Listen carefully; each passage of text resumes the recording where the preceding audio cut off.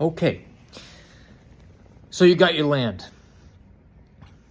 You went online, you Google searched owner finance land, you went on Craigslist, you went on LandWatch, you went on the main land store, you went on all these things, you went on the Uncle Henry's, if you're in New England, online or magazine, and you found your land. You'll love it. Maybe you took some of my advice that I offered in one of the previous videos about the types of land to buy, and now you've got your land. Well, now what do?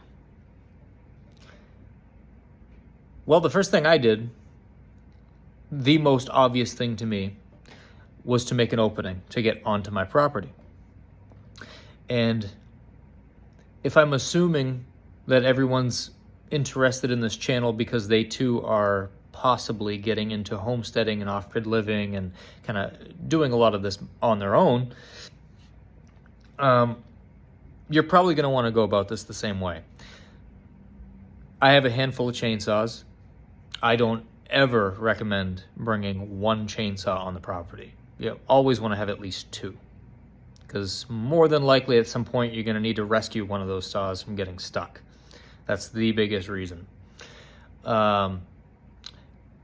I'm also going to share, if you guys subscribe to my channel, I'm going to have some more content, a little bit more of a deep dive into the types of chainsaws I pick, why I chose what I chose, how many I have, and so on and so forth. Chainsaws are my absolute favorite tool. So many uses. But anyway, so I want to open up at least 14 feet wide. Roughly the width a driveway is going to be. I want to get into that property. I want to knock down a bunch of trees. I want to push the trees off to the side. I want to find a nice high little spot in the property. I'm going to build myself a small shed. I'm going to build myself an 8x8 shed. That's my next project going back on the land. I'll have a video sharing some of that with you guys. The reason I chose 8x8, 8x8 is just big enough that if you needed to stay in the shelter while you're there, you can. You get caught in a rainstorm, you go inside the shed. It's late at night, you don't want to drive all the way back and try to find a hotel, or maybe you don't have one, you stay in your shed. If you have a cot and a sleeping bag and you install a little wood stove, very, very simple install to get a small wood stove in there. You can get them at Tractor Supply for a few $100 brand new. You can find them on Craigslist sometimes for pretty cheap. Just know what you're buying or take somebody with you who does. A lot of these old cast iron stoves have cracks and splits in them, almost undetectable by the naked eye. And it's only until you light your first fire and you start noticing that there's the smoke and all that leaking out the side of the stove going into your home or in your shed, and you definitely don't want that. You can get them cheap enough, a very simple old-fashioned style wood stove at Tractor Supply for a few $100s. So 8x8, why 8x8? 8x8 is big enough to put windows, to put doors, to put screens, to put shingles, nails, tools, garden equipment, chainsaws, anything that you could possibly need to store, you can fit in an 8x8 shed, tool related. And in the event that you need to stay in the shed for shelter, you should have more than enough room to stretch out on a cot or a sleeping bag and keep cozy for the night until you get to work the next morning. The other benefit to building a shed first, and this is probably something that not a lot of people really think of, but if any of you guys watching have ever watched boxing or any sort of sport, really, a lot of these guys warm up before a game, right? Boxers will do shadow boxing and get themselves all kind of prepared and psyched, if you will, and pumped up and get the blood flowing.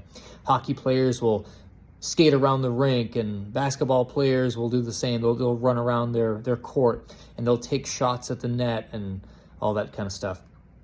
What is that doing? Why do they do that? They do it to warm up, to get excited, to prep themselves for the upcoming game, right? The big game.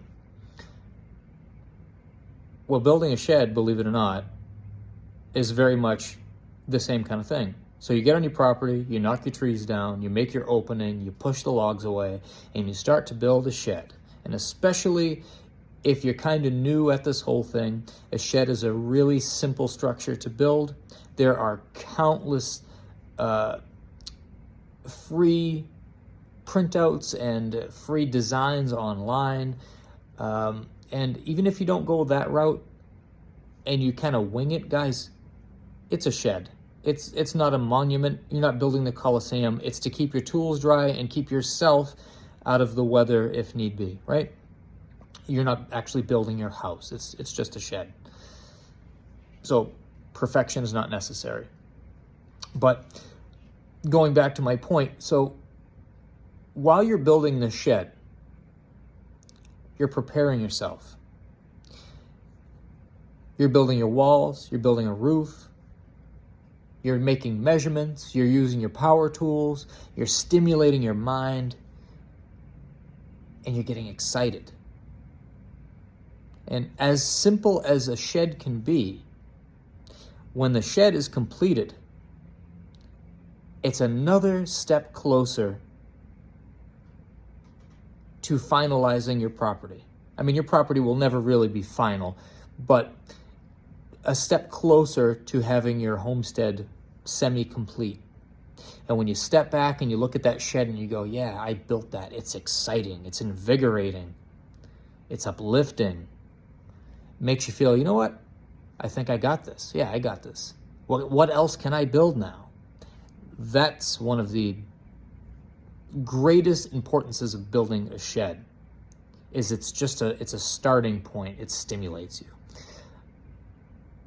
I wouldn't go too small, and I wouldn't go crazy.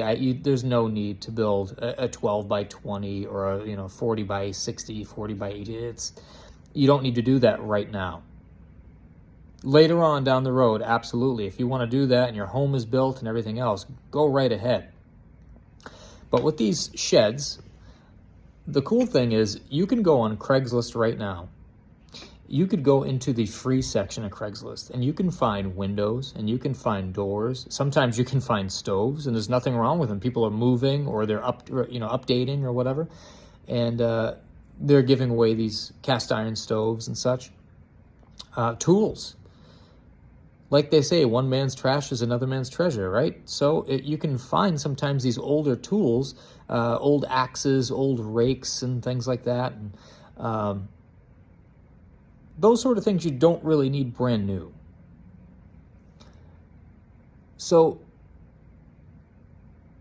just to cover everything I just said, you got your property, make an opening, move the logs aside, get to work building yourself a shed. It's going to be extremely rewarding, and it's going to be very encouraging. So get to work.